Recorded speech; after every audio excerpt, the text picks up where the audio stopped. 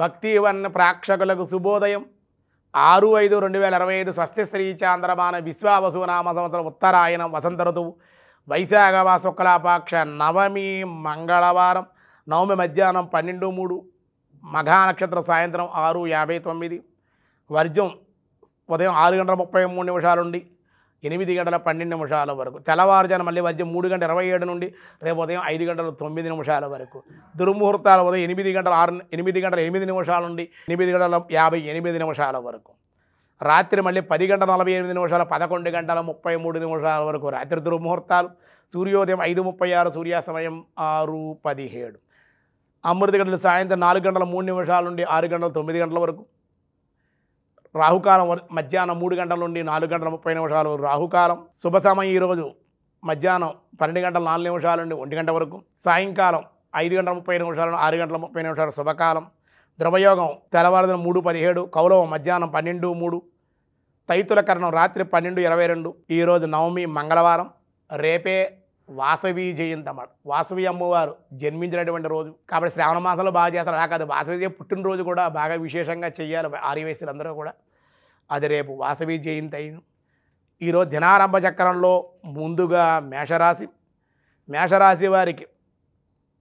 శుభకార్యానుకూలతలు బంధుమిత్రుల యొక్క సందర్శన అలాగే అధికార ప్రాప్తి ప్రమోషన్లు సంతానం ద్వారా శుభవార్తలు వినే అవకాశం వృషభ రాశి వారికి శుభకార్యానుకూలత బంధుమిత్రుల సందర్శనం మానసిక ఆందోళన కూడా కొంచెం గురి అయ్యే అవకాశాలు మిథున రాశి వారి గృహం యందు రుణములు తీర్చుట వృత్తి యందు మంచి అభివృద్ధి కీర్తి సంఘంలో గౌరవము శుభకార్యాల్లో పాల్గొనే అవకాశం కర్కాటక రాశి వారికి సుఖము విందు వినోదాలు దేవాలయ దర్శనాలు బంధుమిత్రుల సంగమం సింహరాశి వారికి వస్తు సముదాయం కుటుంబ సమస్యలు కొంచెం తీరే అవకాశం స్వల్పంగా అనారోగ్య సమస్యలు కొంచెం ఉండే అవకాశాలు ఉన్నాయి భగవద్ ఆరాధన దేవాలయ దర్శనం మీరు చేస్తే ఈరోజు అనుకూలం కన్యారాశి ఆందోళన బంధుమిత్రులతో కలహాలు అనుకోని ఖర్చులు ఉండే అవకాశం తులారాశి అధికార ప్రాప్తి ప్రమోషన్లు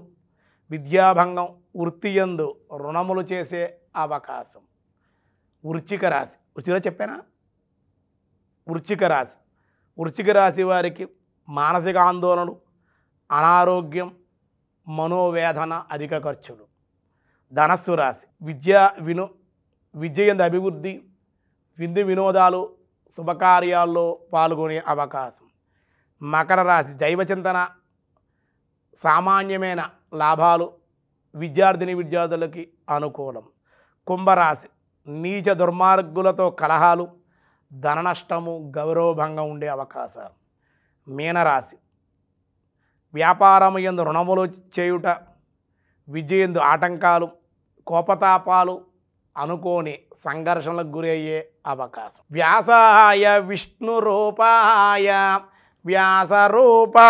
విష్ణవే సంవత్సర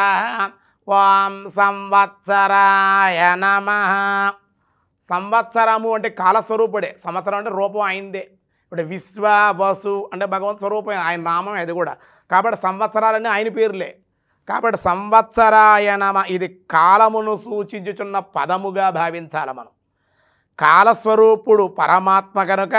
సకల భూతాలు ఆయనలోనే లీనమవుతున్నాయి కనుక పరమాత్మకి సంవత్సర అని పేరు అన్నమాట అదిగా సంవత్సరం అంటే భగవత్ స్వరూపమే కాలస్వరూపుడు పరమాత్మ కాలమునే సకల జీవులు జన్మించుట చేత విస్తరించుట చేత లయించుట చేత కావున ఆయనలోనే కలియుడు చేత శ్రీహరి సంవత్సరముని అర్చనీయుడయ్యాడు అని చెప్పారు మిగతా విషయాలు రేపు చూద్దాం మీరు స్వస్తి.